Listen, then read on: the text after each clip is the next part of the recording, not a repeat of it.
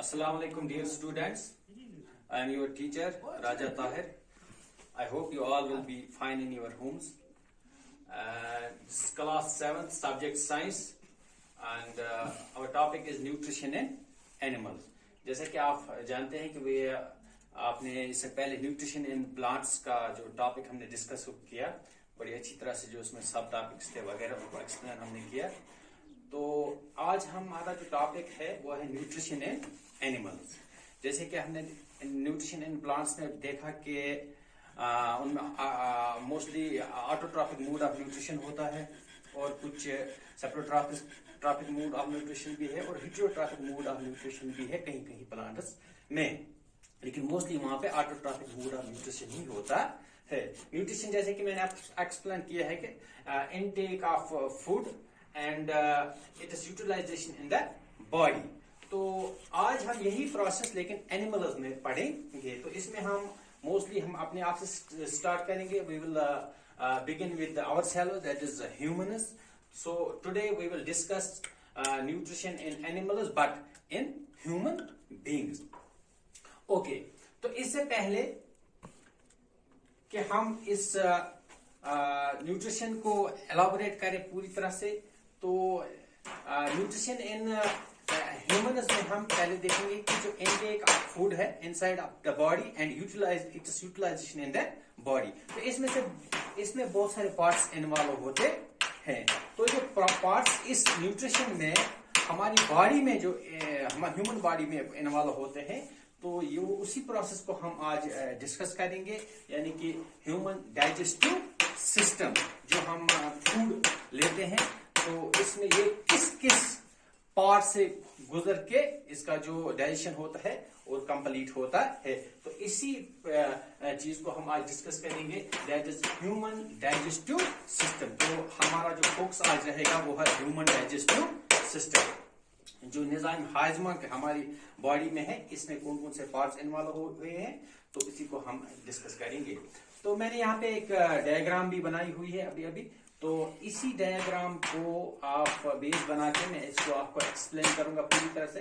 ये हम फूड कहाँ से लेते हैं, कहाँ से गुजरता है और कहाँ से ये फिर यूटिलाइज बॉडी में होता है। ह्यूमन डाइजेस्टिव सिस्टम, थोड़ा सा डाइजेशन यहाँ पर लिखा है। The digestive tract and the associated glands together constitute the digestive system. ये जो पूरा डाइजेस्टिव ट्रैक यहाँ पे मैंने बनाया हुआ है, यहाँ पे बनाया हुआ मैंने, तो इसके जो पार्ट्स है, बहुत सारे पार्ट्स इसमें इन्वॉल्व है। तो इनको कंप्राइज करके ये टुगेदर एक सिस्टम बनाते हैं जिसको हम डाइजेस्टिव सिस्टम कहते हैं। तो यहां से शुरू हो जाता है जो पूरा जो ट्रैक्ट है। पहले इसमें ये वाला पार्ट यहाँ पे है, ये वाला यानी कि माउथ। सबसे पहले हम जो खाना लेते हैं, कोई भी फूड होगा वो हम मुंह में डाल देते हैं। तो ये इसका एक पार्ट हो गया इधर, यहाँ पे माउथ में आपको वहां पे टीथ्स भी मिलेंगे। Remind, we are discussing digestive system, not digestion, but digestive system is the part of digestion. जब डाइजेस्टिव सिस्टम होगा तभी डाइजेशन होगा, ठीक है। तो आज हम डाइजेस्टिव सिस्टम डिस्कस कर रहे हैं कि इसमें से कौन कौन से पार्ट्स आते हैं। पहला हो गया माउथ, यानी कि हमारा मुंह। खाना जब यहां से डालेंगे सीधा मुंह में चला जाएगा। इसमें टीथ वगैरह हमारे मुंह में ऑलरेडी होते हैं, हमारे टंग है वहां पे। और इस माउथ में यहाँ पे सैलिवरी ग्लैंड्स होते हैं। कुछ ग्लैंड्स हैं जो कि जूस सेक्रीट करते हैं, जो हम खाना चबाते हैं इसके दौरान इसके साथ मिक्स होता है, कुछ जूसेस मिक्स होते हैं जो डाइजेशन में हेल्प करते हैं। तो उनको हम यहाँ से कुछ ग्लैंड्स है जहां से ये जूस निकलता है, इसको कहते हैं सैलिवरी ग्लैंड्स। सो ये हमारे मुंह में ही होते हैं ये सैलिवरी ग्लैंड्स। तो इस वाले पार्ट को मुंह, माउथ, टीथ, सैलिवरी ग्लैंड्स वगैरह, इस वाले पार्ट को हम इस बकल कैविटी कहते हैं। इस वाले पार्ट में यहाँ से ऊपर ये वाला जो पार्ट है, सैलिवरी ग्लैंड्स, माउथ, टीथ वगैरह, इसको लेकर ये वाला पार्ट हो गया buccal cavity, and opening of the digestive system. Okay, then जब ये फूड इधर से एंटर हो गया, फूड मॉलिक्यूल, तो यहां से एक नाली जैसी, एक पाइप जैसी लगी हुई, जैसे मैं दिखा रहा हूं आपको, यहां से एक पाइप जैसी आपको दिख रही, इधर से जो नीचे जा रही, इसको हम फूड पाइप कहते हैं या ईसोफेगस कहते हैं। तो प्रॉपर टर्मिनोलॉजी में हम इसको ईसोफेगस कहते हैं, या आप इसको कॉमन लैंग्वेज में फूड पाइप भी कह सकते हैं। तो यहां से गुजर के फूड आ गया, इधर पहुंच गया, शाबाश। तो यहां से आके फूड नीचे जाता है, इस वाले पार्ट में चला जाता है, ये अब मैंने बनाया है, इसको हम स्टमक कहते हैं। इसको स्टमच भी पढ़ सकते हैं, स्टमक भी पढ़ सकते हैं, यानी कि जना म्यादा, इसको हम म्यादा कहते हैं।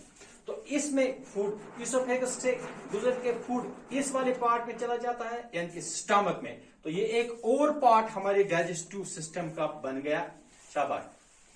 तो यहां पे इसको एसोसिएट एक और पार्ट है, यहां पे में एक ऑर्गन इसके साथ अटैच है, इसको हम लिवर कहते हैं। लिवर यानी कैंड मास बना।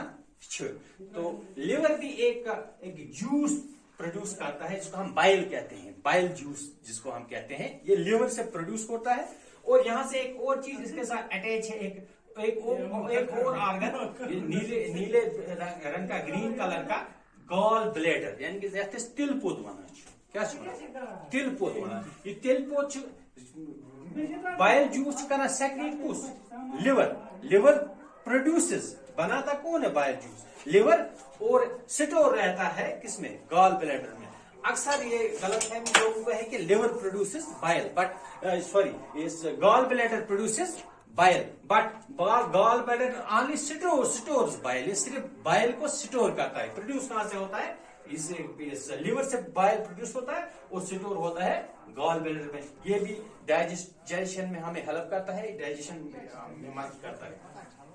ओके, देन विल मूव नीचे की तरफ जाएंगे हम। तो यहाँ पे एक और ऑर्गन लगा हुआ है, यहाँ पे पेनक्रियाज, इससे भी एक जूस निकलता है जिसे हम पेनक्रियाटिक जूस कहते हैं, जो हमें डाइजेशन में मदद करता है, जो इस फूड में, शाबाश। इसके बाद ये फूड यहां से निकल के इस वाले पार्ट में चला जाता है। ये छोटी छोटी जब मैंने बनाई अंतरिया, जिनको हम उर्दू में बोलते हैं, तो हम इनको साइंस लैंग्वेज में हम इंटेस्टाइन कहते हैं। स्मॉल इंटेस्टाइन, छोटी अंतरिया। अंतरिया दो किस्म की होती है जो intestine, there are two types of intestine, one is called small intestine and another one is large intestine. पहले स्मॉल इंटेस्टाइन ही आता है, तो ये वाला पार्ट, इसको स्मॉल इंटेस्टाइन कहते हैं, यानी कि छोटी आंत, छोटी अंतरिया।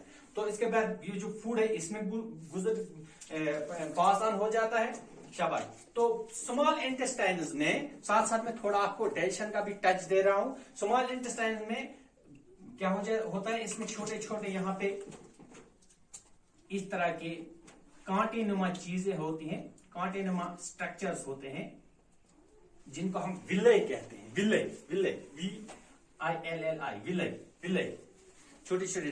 तो यहीं पे वो जो डाइजेस्टिव फूड होता है एब्जॉर्ब होता है। मैं आपको अभी बाद में रिपीट करता हूं वो दोबारा, शाबाश। तो स्मॉल इंटेस्टाइन से ये फूड गुजर के फिर लार्ज इंटेस्टाइन में पहुंच जाता है, ये जिनको हम बड़ी आंत कहते हैं, ये वाला बड़ी आंत, ये बड़ी आंत यहाँ पे लगी हुई है।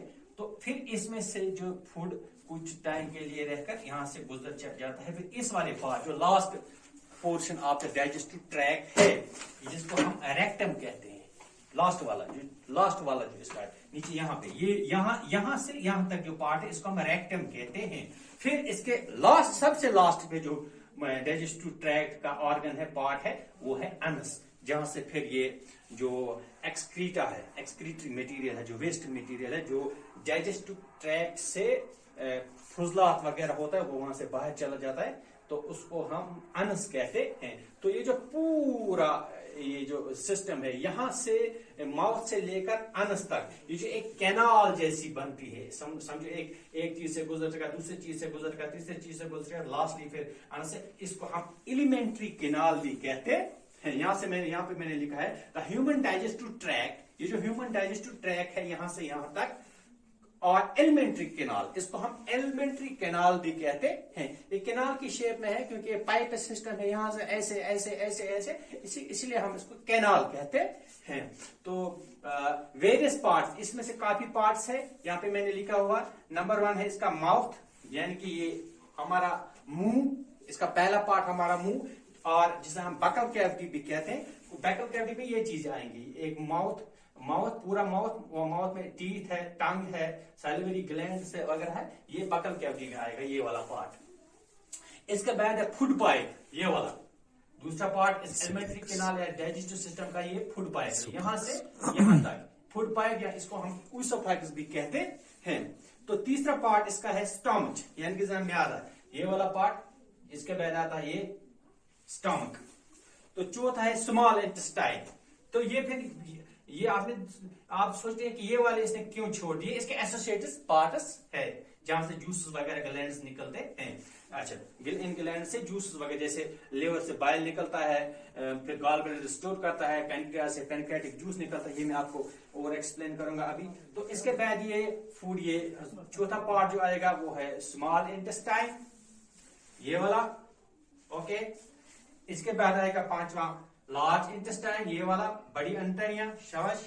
तो इसके बाद एंडिंग इन रेक्टम, ये जो एंडिंग इन रेक्टम का मतलब हो गया, लार्ज इंटेस्टाइन है, ये लास्ट वाले पार्ट से पहले ये वाला पार्ट, इसमें एंडिंग, इसके अंदर रेक्टम के अंदर मिक्स ज्वाइंट हो जाता है इसके साथ। अच्छा, लास्ट वाला है सिक्स्थ है दिस एनस। तो ये हो गया हमारा ह्यूमन डाइजेस्टिव सिस्टम, या इसे हम एलिमेंट्री कैनाल भी कहते हैं। तो हमने students we learn about digestive system. So digestive system we firstly learn that it comprises of many parts which is also called alimentary canal. First opening is this part is mouth along with teeth and salivary glands. Mouth, salivary glands along with teeth. This part is called buccal cavity. Then this part, this tube-like part, which begins from buccal cavity to stomach. This is called food pipe or oesophagus. Then this organ is called stomach, and this part and this is called small intestines, and this one is called large intestine. This one is called rectum. This is called anus.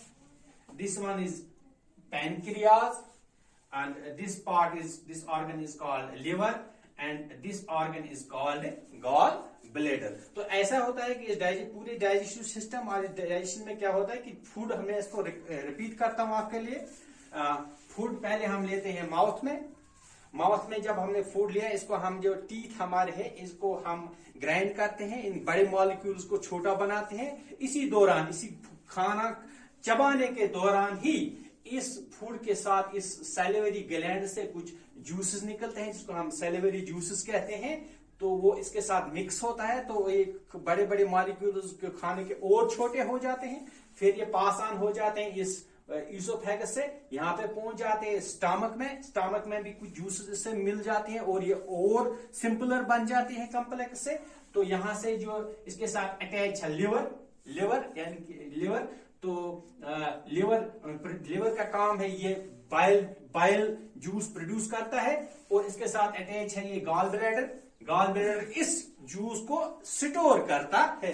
फिर इस gall bladder से ही juice निकल के खाने के साथ निकलकर इसको डाइजेशन करने में मदद करता है। ओके, देन इट इज एक और ऑर्गन इसके साथ एसोसिएटेड है पैनक्रियाज, इससे भी एक जूस निकलता है पैनक्रियाटिक जूस, वो भी इस खाने के साथ मिक्स हो जाता है, इसको और सिंपलर बनाने में मदद करता है। तो यहां से पूरा डाइजेशन होके ये जूस वूस मिलके फिर स्मॉल इंटेस्टाइन्स में एक समझो एक पेस्ट की शक्ल में पहुंच जाता है, ग्लूकोज की शक्ल में पहुंच जाता है, एक पेस्ट की शक्ल में पहुंच जाता है। तो यहाँ पे क्या हो जाता है, स्मॉल इंटेस्टाइन्स में ये छोटी छोटी विलाइज होती है, जो मैंने आपको अभी दिखाया, कांटे नुमा कुछ चीजें जैसी होती है, ऐसे दाने जैसे इस स्मॉल इंटेस्टाइन्स पे। तो इनका काम है ये जो डाइजेस्टेड फूड होता है, जो अभी तक पूरा पेस्ट बन के आया यहाँ पे, ये इसको एब्जॉर्ब करता है। इनका काम है एब्जॉर्प्शन, फूड एब्जॉर्प्शन का काम किनका है, गले का। तो फिर ये ब्लड के साथ मिलता है, फिर फूड रेस्पिरेशन में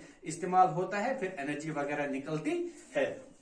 तो जो बचा खुचा खाना है वहां से वो फिर जो वेस्ट मटेरियल होता है वो फिर फिर इस लार्ज इंटेस्टाइन में घुस जाता है यहाँ से, तो लार्ज इंटेस्टाइन से फिर आगे इधर रेक्टम में पहुंचता है और रेक्टम से आगे फिर कहा अनस के थ्रो पास ऑन हो जाता है। ये वो वाला फूड के वो वाला हिस्सा होता है जो डाइजेशन के बैड जो रह जाता है, जो अब किसी काम का नहीं है, तो वो फिर डेफिकेट हो जाता है बाहर। जैसे आप बाथरूम जाते हैं या लेटरिन जाते हैं तो वहां से आप बड़े पेशाब के साथ वो चीजें बाहर निकलती है, वो फिर यूजलेस होती है। जो इसमें यूजफुल चीज होता है, यूजफुल प्रोडक्ट्स होते हैं इस डाइजेशन के, वो यहाँ स्मॉल इंटेस्टाइन में ही एब्जॉर्ब हो जाते हैं और वो ग्लूकोज की शक्ल में ये विलय एब्जॉर्ब करते हैं, खून के साथ मिल जाता है। तो वहां आपको पता ही है, मैंने आपको बताया कि वो फिर रेस्पिरेशन में वो डाइजेस्टिव फूड इस्तेमाल होता है, वहां पे फिर एनर्जी वगैरह निकलती है। तो I hope you have understood the digestive system, human digestive system, and I hope you will note down it, you will sketch it in your exercise book, and will memorize it and will learn it carefully. Inshallah, we will meet day after tomorrow with another topic. Be safe. Assalamu alaikum wa rahmatullah.